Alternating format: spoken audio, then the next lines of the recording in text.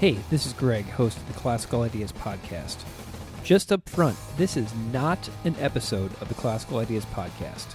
This is an episode about cycling, punk rock music, and going on tour with a band. You probably don't know this about me, but I'm a cyclist and runner. In fact, I'm recording this from a hotel room in Hamilton, Ontario, where I am preparing to run a half marathon tomorrow morning. For many years, I was also a road cyclist and a cyclocross racer. My favorite time of year is May through July, when I get to watch the Giro d'Italia and the Tour de France. You probably do know this about me if you listen to my show. I love music. I find it fascinating following some of my favorite musicians on Instagram and Twitter, and seeing what their hobbies are outside of music as well, because I like to see what they're like as actual people outside of the band personas. So my guest on this episode is Mike Dimkich, who is the guitarist for the band Bad Religion, which is one of my favorite bands. Mike also played guitar in a band I love called The Cult for many years. The new Bad Religion album, Age of Unreason, is spectacular, and I highly suggest you check it out. But Mike is also a serious cyclist and has been a runner for many years. During the Tour de France, his Instagram account caught my eye when someone racing in the Tour, Koendekort of the Trek Segafredo team, posted a photo of the Bad Religion logo painted on the road at the Tour de France. I was intrigued because Mike was tagged and was chatting back and forth with someone in the Tour de France, and that caught my eye. So I messaged Mike and I invited him to sit down and talk cycling with me when Bad Religion played at Anthology in Rochester, New York on August 6th, 2019. We met up at a bar around the corner from Anthology called Locals Only. We found a table upstairs and we chatted for half an hour or so about our love of bicycles. This episode very much sounds like a conversation in a bar as well. There's background noise. Also, there is adult language that won't be appropriate for all ages or the workplace, just so you know that up front.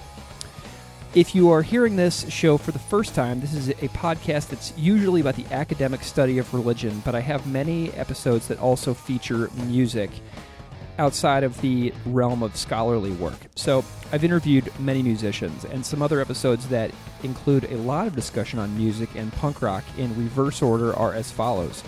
Episode 115 with Mitch Horowitz, episode 97 with Hilmar Oren Hilmarson, episode 84 with Chris Grasso, episode 75 with Mark Van Buren, episode 70 with Randall Stevens, episode 60 with Alexandra and Zachary from the band Twin Temple, episode 57 with Francis Stewart on the religiosity of the straight edge movement, episode 52 with Raghunath Ray Capo from Youth of Today and Shelter, episode 41 with Miguel Chen of Teenage Bottle Rocket, episode 36 with Guo Gu, who played bass in the New York hardcore band Judge, and episode 22 with the Zen Monk and Zero Defects bassist Brad Warner.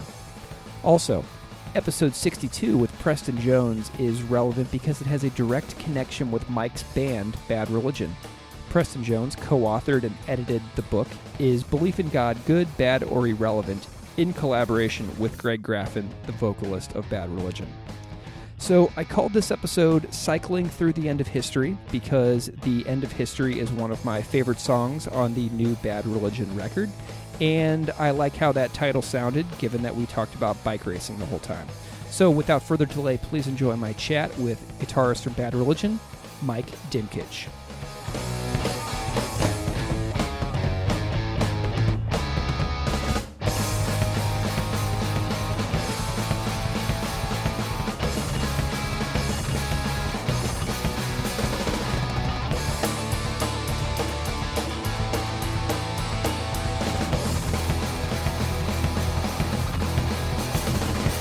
Well, dude, thank you so much, Mike, for doing this. I really appreciate you being here with me.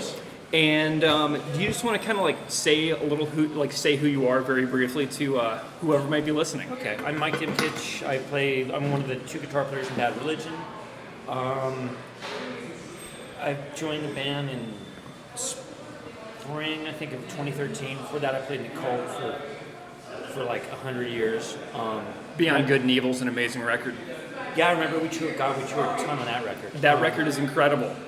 It's just so heavy. The riffs are so heavy. good. You know, it kind of was my cup of tea, all the drop D stuff. Yeah. I like the Love record. Yeah, nice. But, you know, it was my band, so I played whatever they wanted to play. Absolutely.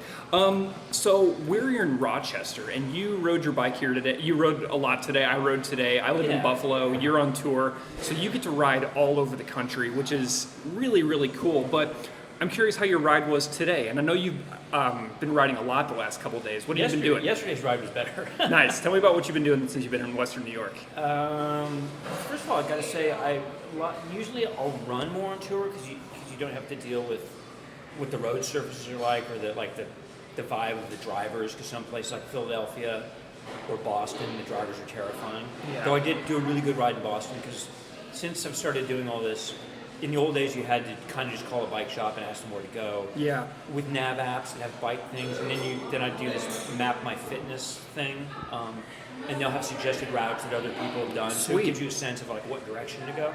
So I've been loving, like, New England was just a revelation how nice the riding was. Here yesterday was great. I went to a bike shop and just asked them which direction to go, and I went down towards the Finger Lakes. And it was great. It was a lot like New England. It was just like rolling, kind of constantly pedaling. That stuff's hard, you know. Yeah. Like, there's no extended climbs, but you're always kind of going. Yeah. And I rode out to some town whose name I can't pronounce. It's got to be some, you know, like Iroquois nation. Seneca, Indian yeah. thing, yeah. And I went out there, and then kind of made a loop, came back on another one of the kind of state highways. And the shoulders were good, and the road surface were good, and it was a fast ride because I had a tailwind coming back. Yeah. So normally I won't do like 100-something K in 4 hours flat. It was great. Nice. It was like, you know, knocked it out. Did you discover anything really cool? Like, for example, like I was out riding today and I found the oldest cemetery in Rochester, and some of these headstones, I mean, they were like worn down Yeah, you can't.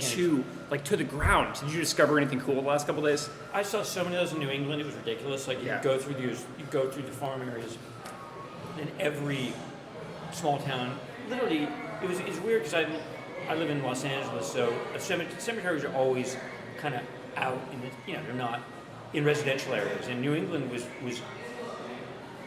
not a shock to me, I guess. I've seen it before, but I just noticed again. You'll see a bunch of houses, then boom, there's a cemetery from 1689. Yeah, like right in the middle of town, like Portsmouth, New Hampshire, unbelievable crazy, stuff. Yeah. They're great. I mean, if I had more time, I'd stop and look at them. But they're amazing. You know, Yeah, you're out to hammer too. When did you first get into cycling?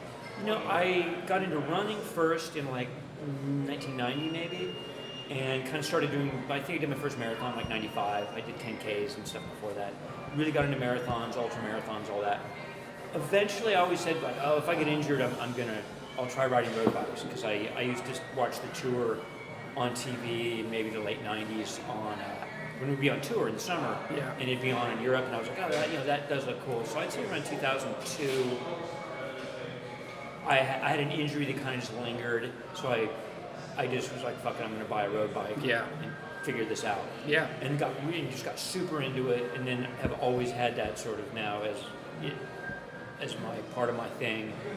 And there were times where I get burned on riding the bike, and I'd go back and do a bunch of running. Usually on tour, I will run more. And some tours I'll bring a bike and never put it together, or I'll put it together and then never ride it. What was your first real road bike? Like, I got a Le Mans Buenos Aires full Tegra. I borrowed one. Dude. It was a Le Mans Buenos Aires. It was great. I dropped like $1,800 on it. Steel, right? Brand new, steel bike. Those are great. I drove it into a parking garage on top of my car on my roof rack one time and totally destroyed it. Everyone I know it just had a roof rack that's done that. Yeah. I think I did it twice actually with one bike, and the second time is the one that did it. What did you start off on? My first bike, because I knew I kind of had a price point. I was about what you spend. I spent about $2,000, and I didn't really know what to do. And I had a music friend who had been riding bikes forever, and I just went. You know, I said, "Will you come with me to the shop and help me out?" And I basically bought what they had, kind of in my price range, that was my size, and I got a look. Oh yes. KG, like 281 or something. It was cool. It was like what the Kelme team had. Oh yeah, fantastic. Yellow, like Santiago yellow, Botero and Oscar Sevilla. It was exactly the Santiago Botero. Dude, that's rad. And it was like 9-speed. I'll tell you. Yeah. It was great. I still have the frame. Nice. I remember like watching Botero and Sevilla in the Tour de France. Like Botero was an amazing time trial. Sevilla was like the climbing prodigy. And Botero, strangely enough, won the King of the Mountains. Nice. That's hilarious. They were up to no good. All right. So earlier you mentioned that like, so you kind of bought a bike on kind of like on a whim, right? Just it was one of those things where like I need to cross train and I swam. I did one summer of swimming, Cool. but I fucking hate. Did you grow up swimming? No. Oh, dude, I did. I know how to swim, but I was not a swimmer. And I had to. This last injury I got, I spent a solid month aqua jogging and swimming, nothing else. Wow. I've never been so evenly tan. What's your like your injury problems? Like what kind of injuries have you been dealing with over the years? Early on, like anyone, I got a couple knee injuries, but they were fleeting. Yeah. I got a hip injury. I don't know. I never knew what it was. I got an MRI on it, and they couldn't see anything. And I just think it was like a labrum tear or something. And that was when I started riding the bike. And every few years, plantar fasciitis cropped up, and that's one of those you can't fuck with that one. What age did that start hitting you? Shit. The first real injury. Plantar fasciitis is really the first injury they ever made is where I could not run. Yeah. And that was maybe, I was already like late 30s maybe. Okay. But I've never really had knee problems. This latest one was a hip thing that I think was maybe a torn labrum. I treated it like it was a femur neck stress fracture. Yeah. Though I got x-rays, nothing showed up, but I didn't want to pony up for an MRI. Yeah. And the doctor didn't think it was one, but long story short, I just treated it. I could barely walk. It was horrible. So it kind of varies, to be honest. But I've been, knock on wood. Even the doctor said when we looked at my hips, like there really was like the tiniest bit of like maybe early onset arthritis, but thousands of miles I put on. Yeah. We both were like, look pretty good. So. Dude, it's probably keeping everything working. You know what I mean? Yeah. So like with cycling, it's one of those things to me. Like it's hard to describe, but when it clicks for you, like it clicked for me when I was like 19. Right. And all of a sudden, I went from never riding a bike in years since I was a kid to riding 5 days a week, right. hundreds of miles a week for years and years at a time. And it just clicked for me so well, and right. I can't really explain why or how. Like, did you have that feeling too, where you're like, wow, my life will never be the same? I went crazy when I first started riding bikes. It was I was kind of laughing because I had a long-term girlfriend at the time, and then we split up, and I was super into riding bikes. And then two of my oldest friends, they both got divorced kind of right around the same time. They all moved into my house. So it was like the three of us, and we actually formed a covers band and Sweet. Played at the local bar to meet girls.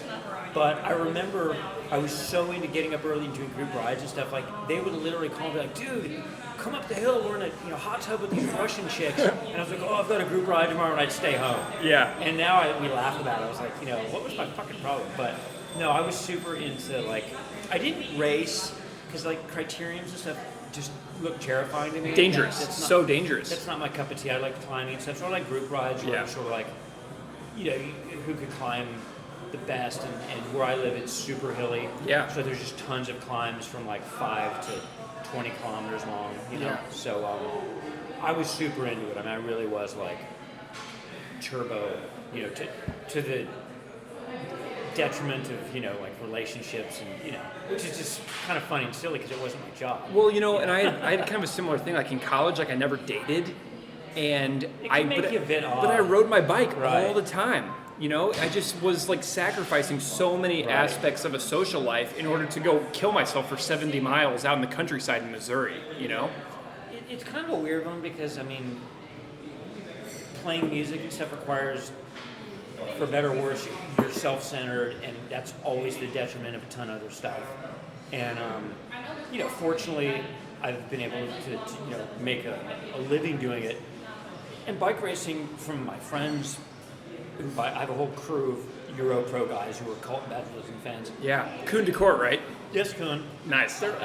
All these guys, and Brian Holm, the illustrious director of Quick Step. Definitely. He's a god. Nice, man. A lot of these people, have been divorced or, when they were young.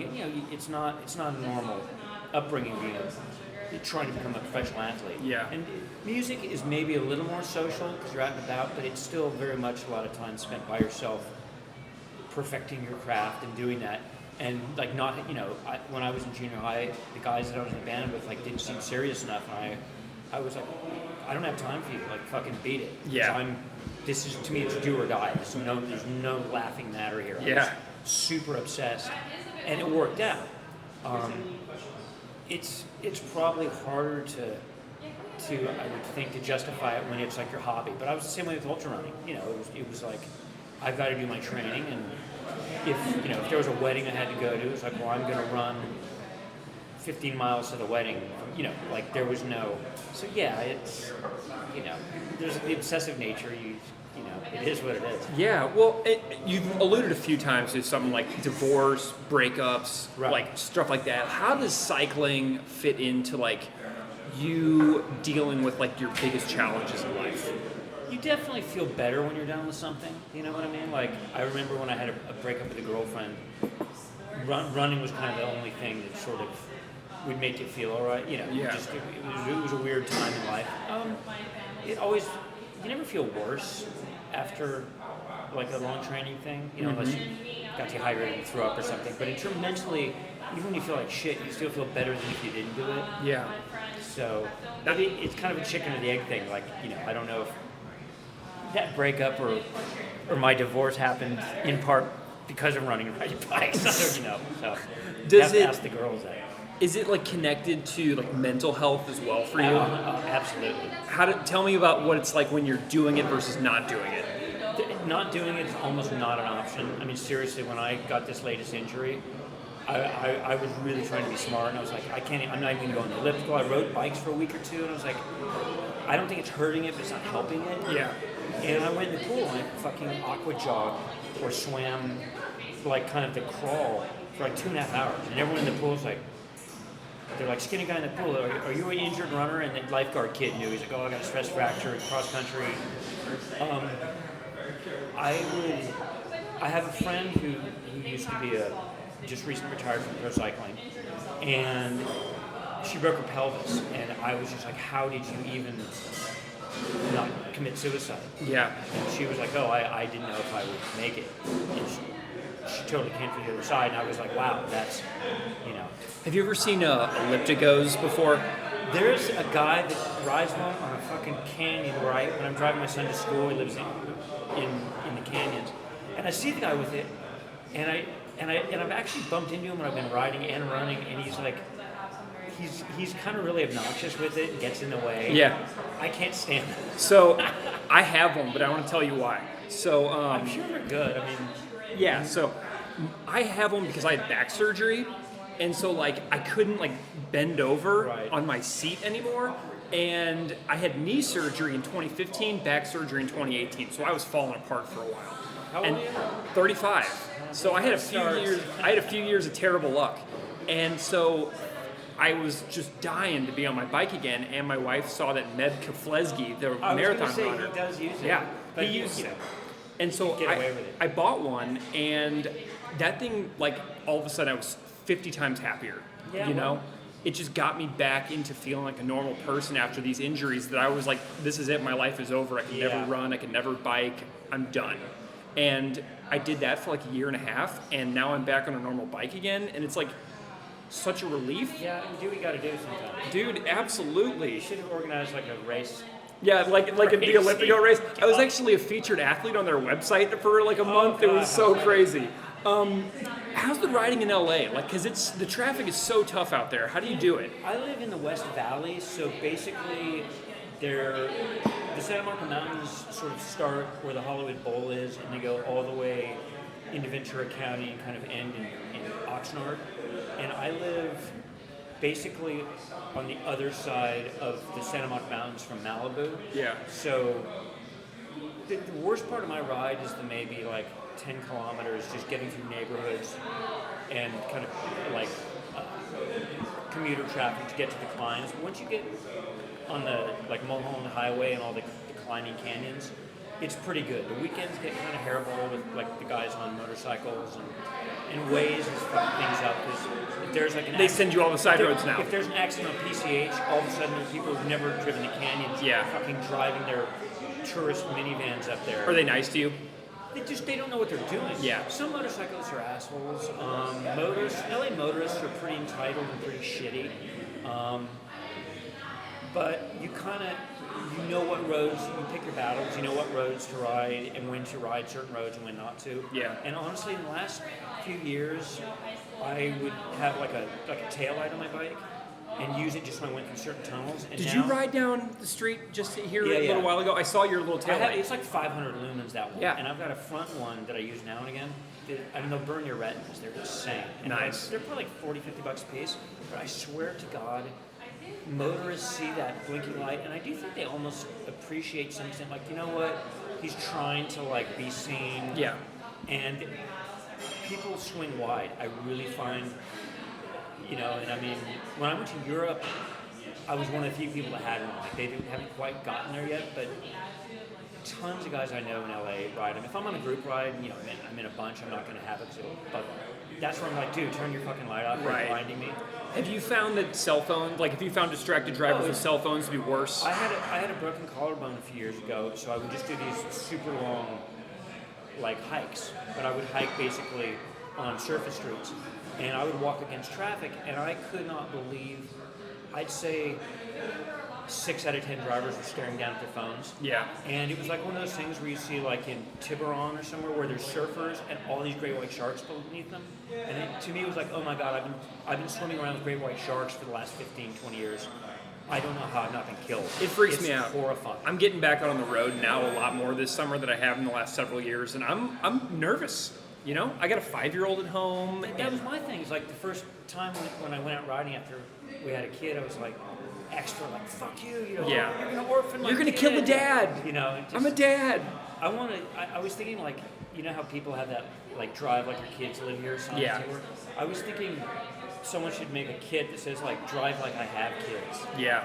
Yeah. Nice. Just put it on the back of a jersey. The flashing light helps it, but the LA motorists by and large are pretty entitled and shitty. Yeah. They're assholes. Yeah. And I had one person honk at me here. In New England, the drivers were nice to a fault. Cool.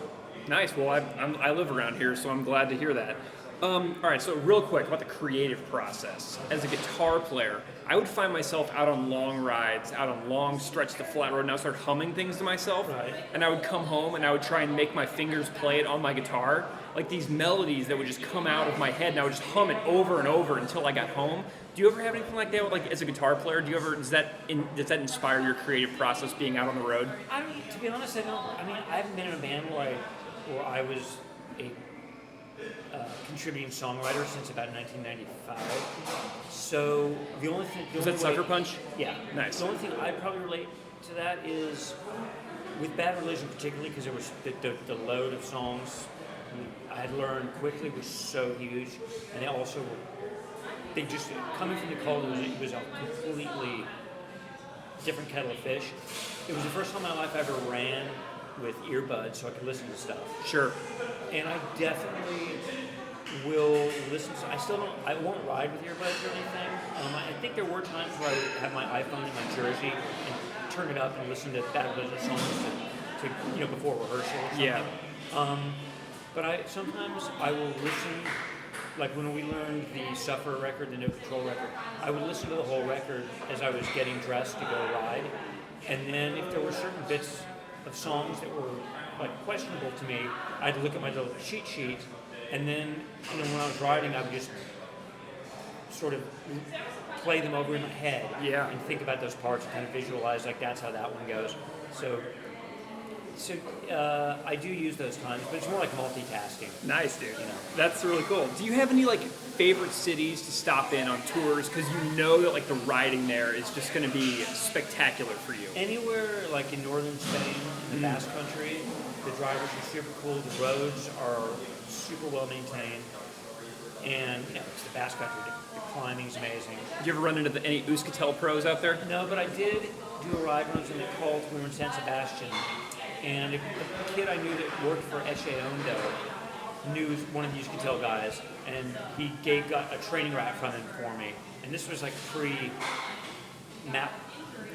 Map My Ride, Strava. I think so. So I just literally had it on a napkin in my jersey, and then on my stem, I had just the key. Basically, in Europe, it's easy because if you're going from A to B, you just know each town you need to go through. When you get to that town, there's a roundabout, and there's just signs. And I was going to Vittoria, which is about 140k away, and you just get to the next town, there'll be a roundabout and an arrow pointing to Victoria. Sure. And you just follow the arrow. It's totally different here. If you don't really know where you're going here, you're fucking lost. Yeah. There's no. New England's a little easier. It's kind of got the Euro thing where there's signs like, this is how you get to. I'm now forgetting the name of where I was going, but I think I rode to Kennebunk. And you have signs to get there, and just Kennebunk 10 miles.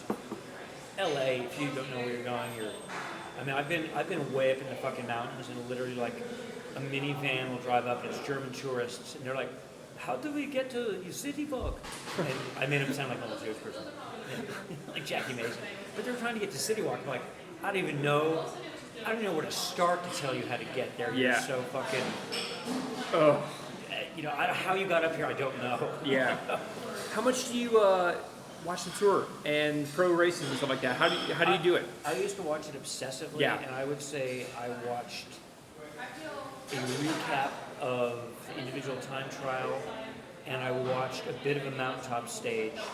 The one that got shortened, the final. Oh, dude, that was nuts with the mudslide? Because someone painted a crossbuster on the thing, so I saw a bit of that one. Normally, we're in Europe, and I will watch it maybe on a night off in a hotel. But to be honest, usually when it's on, that's kind of when I can go cycling. Yeah. Or then we're sound checking, and I would rather be on my bike than watch people race bikes. Yeah. At home, in the old days, like I watched kind of in the Lance era and like all like the Iban Mayo and like the Floyd tour and stuff. I managed to watch all those at home. Nice. And I would DVR them and then come home and watch them. Well, dude, the reason I invited you to do this today is because of that picture that Koen de Kort posted of the Crossbuster on Instagram. And, like, you posted that, and you're like, classic. And I was like, oh, my God. And then I saw Koen de Kort commented on it, and I was like, wait a minute. There's a lot going on here. There's, like, Mike from Bad Religion, the Crossbuster on the road, Koen de Kort from Trek Segafredo, and it's all just, like, spiraling in my head. And I was like, we should just sit down and talk about bikes when Mike's in Rochester if he wants to do it. Well, there we go, then. Dude, I love it. Well, I know there's a tight schedule tonight. Do you have a favorite song on the new Bad Religion record that you're super stoked on right now? We play Lose Your Head, and I really like playing it. Love Lose Your Head. This will probably sadden diehard punk rock people, but I love like the mid-tempo. But I'm a Sex Pistols guy, and they were always mid-tempo bands. The mid-tempo stuff for Bad Religion, right, is like my sweet spot. Like My Sanity is my perfect tempo for Bad Religion songs. I like it's very, I just like the. I'm a punk rock guy, rock and roll guy. Like when I started liking music, it was Sex Pistols, New York Dolls, Johnny Thunder's Heartbreakers, The Clash, Buzzcocks, all the English bands, the New York bands too, and and Mott the Hoople, ZZ Top, Rolling Stones, just all the really good like guitar bands. I don't even really separate Mott the Hoople from the Sex Pistols from Bad Religion. It's all rock and roll. It's just different. But I am sort of a sucker for mid-tempo because you can really lay into it. Yeah. It's like. Well, and The Candidate is my favorite song on that new record. That's a good one. Dude! We played it a bunch of sound checks, so fear not, it will definitely get played. Nice. I'm not quite sure. I get confused, like if things are singles now. Yeah. It's not being quote-unquote released as a single. Do you ride alone when you're on tour all the time? Yeah, Brian got really into cycling, and we'd go ride. But he kind of had a limit where he liked to ride like 50 kilometers and stuff, and I was always like, it's got to be 100 or so. There have been times where Jay and Brian all went out and rode. Nice. Or I'll meet up, not so much now, but I used to kind of have pals in all different towns where I'd meet up to ride and stuff. But a lot of times it's hard where it's like, I'm going to ride at noon on a Wednesday. It's like they've got a job and things to do. I almost feel like I'm safer when I'm by myself, too, because I'm not taking out as much of the road, so I feel like I'm less likely to inspire somebody's road rage. Well, they go, certain places, even when you're in a fucking bike lane and you're too abreast, I get people yelling. Yeah. Single file. It's like, what we do when we're home, though, is when we're in the canyon roads, if there's a group of us, someone hears a car coming and you get single file. It's not hard. Yeah. But it's hit and miss, because having more people together, it's sort of like a bunch of little fish scare away a shark. Yeah. I do think sometimes, like, motorists are a little more like, well, there's 20 of them. If I fucking run into them, there's going to be witnesses. Yeah. Or whatever. I don't know. But then you get the group dynamic where some guys, you don't want to be on their wheel, or, someone doesn't point out rocks. So everything's got its pros and cons. It's hard, man. Well, Mike, I really appreciate your time tonight, talking about bikes and hanging out in Rochester. I can talk about bikes all friggin' night. Dude, I love it. But I gotta go to work. I'm super stoked for the show, and I'm looking forward to seeing you guys tonight, and I appreciate this your time tonight. Sure, thanks. And if you haven't gotten the new Bad Religion record, go get it. It's ridiculously good. It is good. I mean, it's not just because it's the first one I played on. It really, it's a good record. Everyone seems excited about it.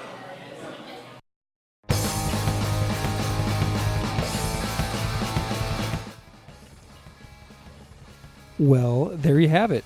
Thanks again to Mike for sitting down with me about an hour before he had to be on stage in the hottest room ever at a sold-out Bad Religion show. Go follow Mike's travels on tour at his Instagram handle, Mike the Serb, S-E-R-B. Thank you so much for listening.